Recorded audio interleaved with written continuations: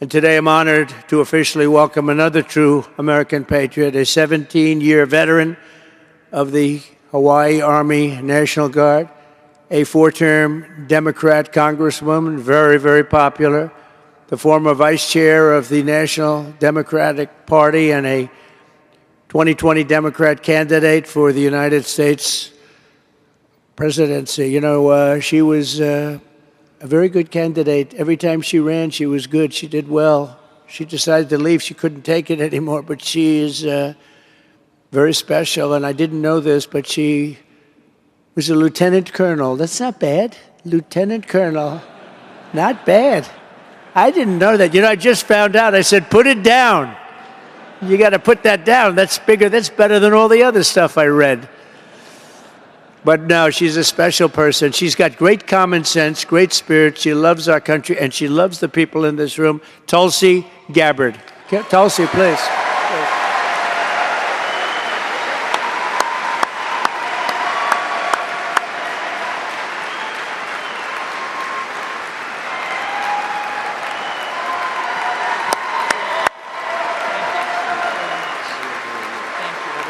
Thank you.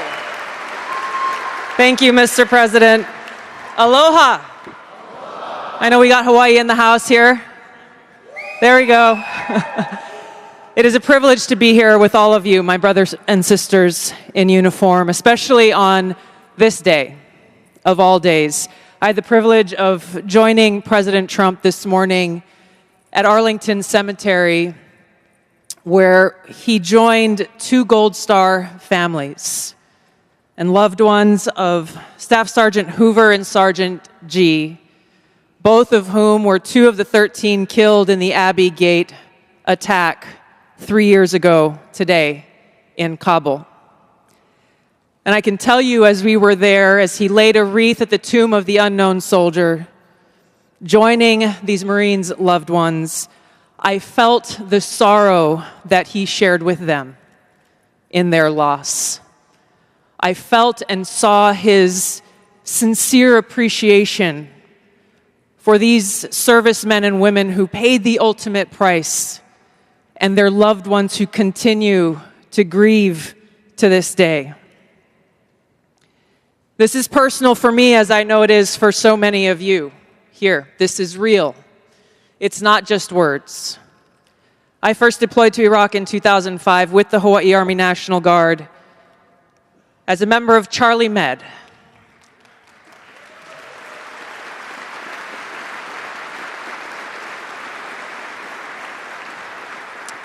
As those of you who were deployed during that time know, it was the height of the war, and sadly, we took many casualties. And every day we were confronted with that high human cost of war and that sadness as we boarded the plane when we left, that we were leaving some of our brothers and sisters behind, only to lose others when we got home to suicide. So I mean what I say when I share with you that I know that President Trump understands the grave responsibility that a president and commander-in-chief bears for every single one of our lives. Whether you're a soldier, you're an airman, a Marine, sailor, or a coastie, he keeps us in his heart in the decisions that he makes. We saw this through his first term in the presidency, when he not only didn't start any new wars, he took action to de-escalate and prevent wars. He exercised the courage that we expect from our commander-in-chief in exhausting all measures of diplomacy, having the courage to meet with adversaries, dictators, allies, and partners alike in the pursuit of peace, seeing war as a last resort. The truth is, as we head towards our decision as a country in November, the same cannot be said about Kamala Harris. In fact, the opposite is true, and we're living through this reality today as this administration has us facing multiple wars on multiple fronts and regions around the world, and closer to the brink of nuclear war than we ever have been before. This is one of the main reasons why I'm committed to doing all that I can to send President Trump back to the White House, where he can once again serve us as our commander-in-chief.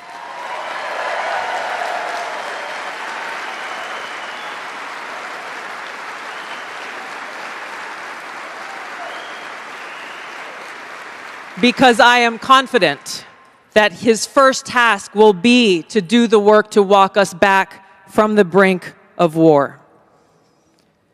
We cannot be prosperous unless we are at peace.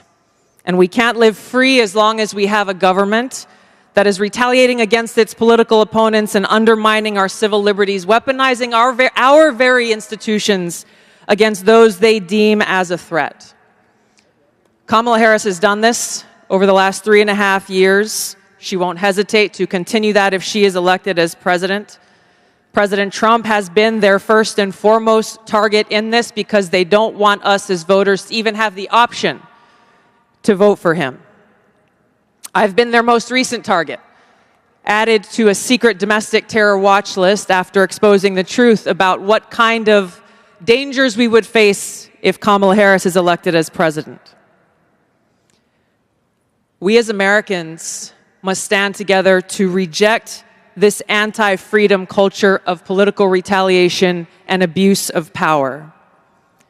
We can't allow our country to be destroyed by politicians who will put their own power ahead of the interests of the American people, our freedom, and our future.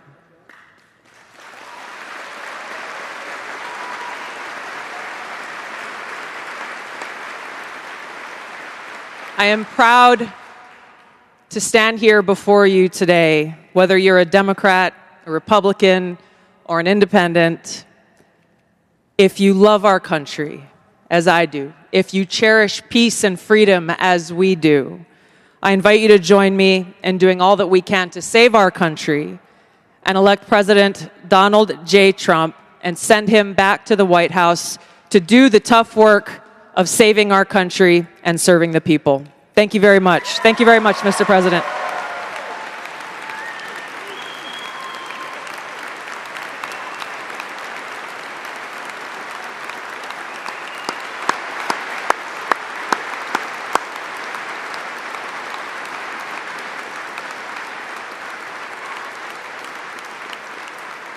Well, thank you, Tulsi. I heard that might happen, but I wasn't sure.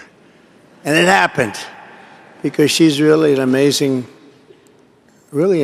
person. So I look forward to working with Tulsi and everybody in this room, actually. And as